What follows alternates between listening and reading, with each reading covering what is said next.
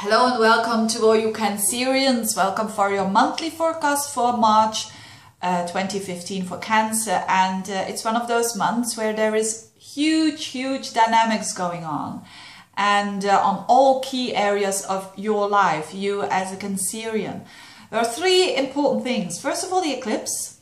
And the eclipse means a new moon. So the moon and the sun together, which is important for you because you are... moon is the ruler of your sign, Cancer. Then the second important thing is Mercury. We are all going to have more clarity for something, and I'll talk about what.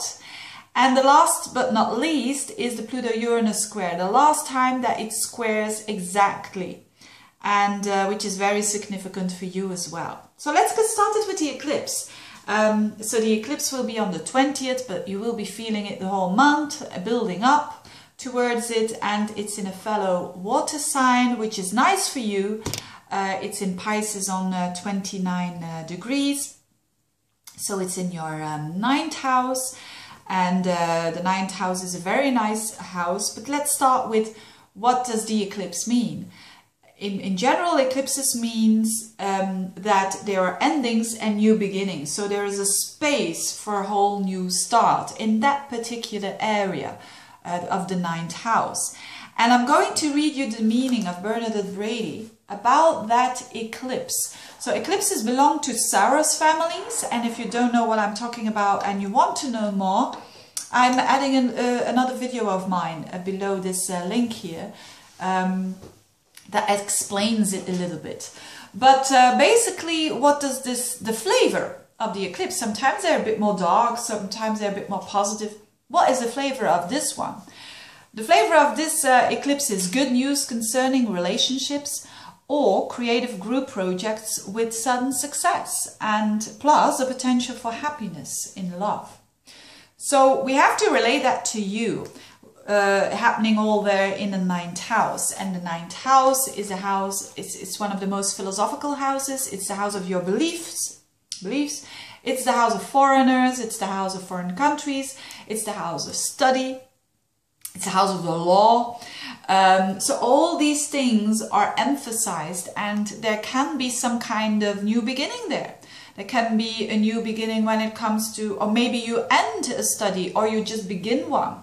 Or maybe there is a law, there is something with, you are connected with law in some sort of way, and it's going to, you know, there's going to be some conclusion there, a new beginning there, a fresh start. Things are going to resolve, and or it's with foreign cultures. Maybe you will start up a business with doing some trades with foreign people. Whatever it is, there is some new space there. In the 9th house, and it's also very general, your vision upon life, your belief system, what you believe in. So it is possible that you had a bit of a crisis lately with your beliefs, and that now it's a whole fresh new belief.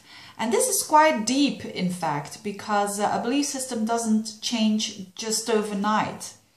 And so this is a very interesting energy, and at the same time there's also clarity coming into that 9th house of yours. Why? Because Mercury, the planet of communication, the planet of information, the planet of clear thinking, has been a bit in the fog there and comes out of the fog. So there's no mist anymore. Considering again foreign people, business in other countries, law, philosophies, and so forth. So it means that, or maybe a study, that every time Mercury touches Neptune, which is the case now in March, in the beginning of March, there's always, so it's a bit in a dance with Saturn and Neptune. But there's always mist going on, and information that you don't see, or maybe unconsciously or consciously, you just decide that you don't want to see something. But around the 18th, 19th, 20th of the month, you do see what you need to see. And that gives you a whole new perspective, that gives you a whole new view, that gives you a whole new insight, and off you go. So this is maybe very abstract, but it's a very abstract house, the 9th house. So it simply means that there is a shift from mist into clarity. You know, why is there mist? Why? Because there's clarity on the other side, and you are heading towards that. Always after a Neptune transit, there's clarity. And this is the case with Mercury. So this is nice for you Cancerians. And last but not least, another thing is the Pluto-Uranus square. So those Cancerians who were born around, so who have Cancer planet or planets in Cancer or an ascendant around 15 degrees, so let's say 13, 14, 15, 16 degrees of Cancer, they will feel this the most, what I'm going to explain now. And that would be you born around the 6th, the 7th, the 8th, the 9th of July. So these are the people who are having Pluto right in front of them, very confrontational in relationships, and the Uranus squaring up to that in the 10th house. So it could be relationships and work, or both even, that are under a bit of an, I'm not going to say attack, but under stress. So there are some things that you can't run away from. So in particular, those who I just mentioned. And the Pluto-Uranus square is activated by 3 planets this month as well. So it's not that they're now exact, it's also other planets activating the square. 3, that's a lot, and it's all in Aries. Venus, Mars and the Sun, which means that there is this even more a push, an extreme push to bring you to that place where you have the courage to act, and to act in hopefully the best way you can.